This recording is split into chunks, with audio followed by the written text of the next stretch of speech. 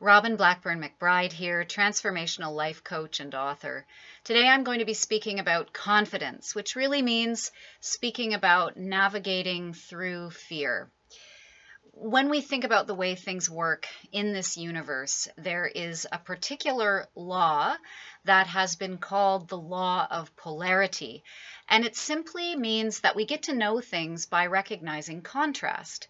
So we learn up by knowing what down is. We learn light by knowing darkness. And we learn confidence by experiencing what it feels like to lack confidence. And you and I we've had that experience before of lacking confidence. And you know what it feels like to feel wobbly, to feel perhaps seized by doubt, really to feel I'm talking about moments where you and I feel like fear has us instead of us having fear. And it's important to learn from those moments. It's really important to bring awareness to those moments. I don't know anybody who hasn't had at least one moment like that in their life. And when I think about confidence, I relate it very closely with decision making, the ability to make a decision and to commit to that.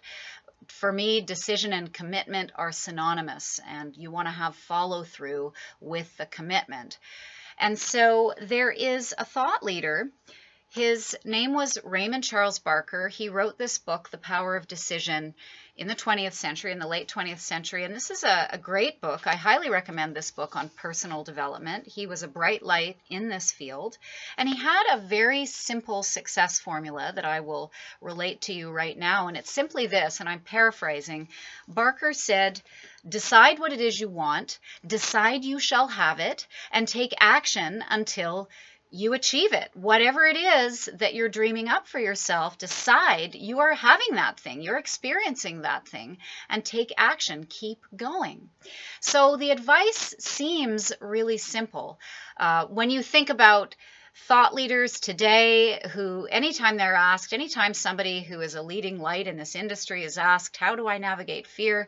So often we hear the answer, be prepared to do it afraid. Just keep putting one foot after another, do it afraid. Think back to Eleanor Roosevelt. She said, do one thing every day that scares you. And of course, there is something important to be said for building muscle at navigating while feeling afraid. That is a healthy thing to do. Any good life coach will tell you that, provided it's in service of your vision. I'm not talking about taking action that's reckless just for the sake of being afraid. I'm not talking about that. I'm not talking about putting yourself in harm's way or endangering yourself in any way. That's not what this talk is about. But it's about taking actions and understanding which actions are the ones to take in service of your vision, and feeling into whether or not a move is going to be expansive for you or contractive for you. And when you know in your heart that a move is really going to lead to greater expansiveness, and you can feel that intuitively, it's the best thing. Then we're willing to do it afraid. So why is it that sometimes we stall? Why is it that in our path to build a dream, there are moments where you and I can feel dialed down, nervous. We can start to feel that stuckness creeping over us. We can feel the doubt rising. Well, I think that those moments come from simply not being clear on what is the decision that has to be made. And so in this talk today, I want to give you a technique for helping you clarify your decision making, because ultimately when you're clear in your decisions and your actions, even if you're feeling afraid, you're feeling like you're out of your comfort zone, you're moving forward, and that's what confidence is. And so I'm talking today about a technique that you can use. This is a technique for all of us. This is a technique for gifted, highly intelligent people who, have a big desire to make a beautiful impact in this lifetime. This is a technique for you, and it's a technique for me, and it's one that I've built muscle at, actually. You'll see that I'm sitting in a location in my home that I'm not normally sitting in front of. This, you can see shelves here with my journals. There are many, many journals off camera. I couldn't fit them all on the screen. And really the point of the video is not about me being a journal writer, but one of the things that I have gleaned from many years of using a journal is that there are a variety of very empowering practices that can happen when we use a journal skillfully. So I'm going to give you one of those practices today. There is a famous quote attributed to the author E.M. Forster, and it's this: "How do I know what I think until I see what I say?" That is advice to live by. How do I know what I think until I see what I say? For me, I have always found going to the page, bringing my pen to my journal, a powerful way of knowing what is my next move, what is expansive for me. You know, I want to remind you that you can build a dream in baby steps. Sometimes the most expansive next move is a baby step. So I want to say that to you, but the journal is a way of getting to know what is that next move. What feels like it's right for me. And so anytime I am feeling torn, I just want to gain clarity. I want to know, what is my decision going to be? I know that when I make up my mind, I stick by it and I take action based on my decision. But if ever I'm in that wobbliness, I come to my journal and I use a process of dialoguing.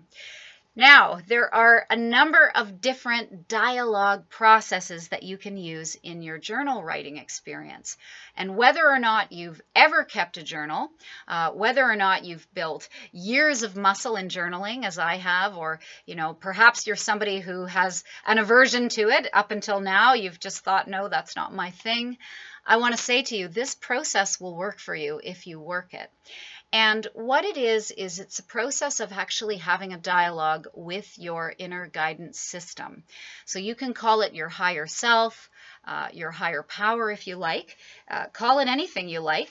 Some people, when they sit down to do a dialogue process, call it dialoguing with a guardian angel, a spirit guide, the voice of intuition, the voice of inner guidance. You may just think of it as having a dialogue with your source.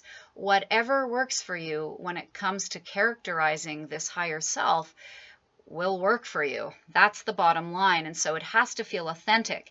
And so you play two roles. You play the role of the seeker, and you also play the role of the guide. One pen, and you flow back and forth between the issue that you're unpacking and exploring and the questions that you have around that issue. You allow your inner guide to answer. It does take practice to get good at this. Ultimately, we want to put the inner critic, the inner editor on hold. We want to allow the ideas out and be in that beautiful process of flow. So it takes practice to become loose in this process. And I just want to remind you that a relaxed mind is a creative mind. In a previous video I created for you on confidence, I talked about the importance of play. And this is really a playful activity. It's an activity where you bring an energy of serious play to the table, and you'll be amazed at what you discover in the process. A really powerful way forward when you're framing up questions is to create questions that begin with the word what. What questions are generative. They lead to multiple possibilities, and they also lead to actions. Questions such as, what would be an empowered next step for me that would move me closer to my dreams? So again, be open to what your inner guidance tells you. I met a woman several years ago who understood this process through experience. Like me, she was someone who routinely journaled with her inner guidance system, and she referred to her inner guidance system as her beloved, and I just loved that. I've remembered that, and reminds me of a poem. You know perhaps that I'm a writer, and I write in a number of genres, including poetry, and this is a book of poems that my dear friend Julie gave me about 15 or 16 years ago. This is a poem by the Sufi mystic poet Hafiz, and the poem is called I Heard the Rumor, and I'm just going to share 2 lines from this poem with you, and this translation by Thomas Rain Crow. Oh, beloved, knock hard on the handle when you finally come to my door. I have left the light on in the window, and this house is meant for you. When I sit down and write in my journal, when I commune with my higher self, with my inner guidance system, I really feel that the journal is this house. It's my house. And I'm very aware to keep a light on, to shine my light. You and I are powerful transmitters. We are constantly sending and receiving messages. And the messages that you and I receive will always be in harmony with the frequency that we're generating, the vibration that we're generating, literally in the moment. And so when you are in a dialogue process with your inner guide, I encourage you to shine that light, to dial up to a highly, highly calibrated state so that you can relax into it and receive the high-level solutions that you're looking for and become much more confident in your process. That is what this is all about. And so I have written in my book, Birdlight, Freeing Your Authentic Creativity, there's a whole chapter devoted to journaling and journal practices. And if you're passionate on this subject as I am, I recommend that you get this book. It's really easy to get it. You can just visit my website, robinblackburnmcbride.com/books, and you'll find this book. It's available in a few formats, including a paperback and also audiobook. But chapter 4 is called The Crow and the Raven. It's on freeing your vision, intuition, and action. All of that equals confidence when you do those things. And that's what I wish for you. And you'll notice that when you're working in your journal, you will shift from your head, which is where the pro-con list resides. You'll shift from your head into your heart.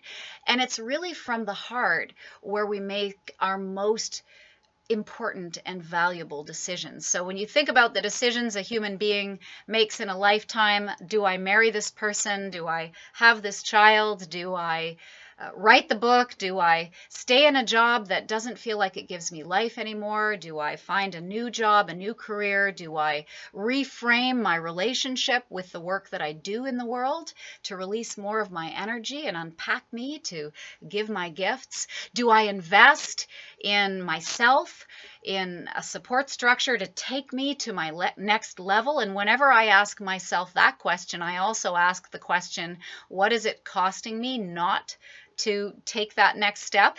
That's an important related question. You may be right now navigating a question around moving. You know, you might be thinking, do I move? Do I move from one city to another, from the city to the country? All of these are examples of questions where we have to make decisions, and we don't want to hang out in uncertainty, because when we hang out in indecision, we leak energy and we waste time, and time is our most valuable currency. So I hope this has been helpful.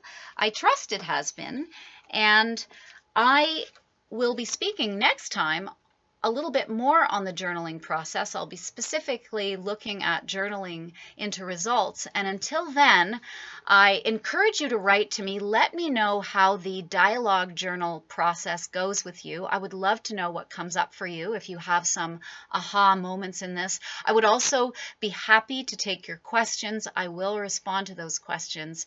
And if you haven't already subscribed to this YouTube channel, please do so. It's as simple as a button click.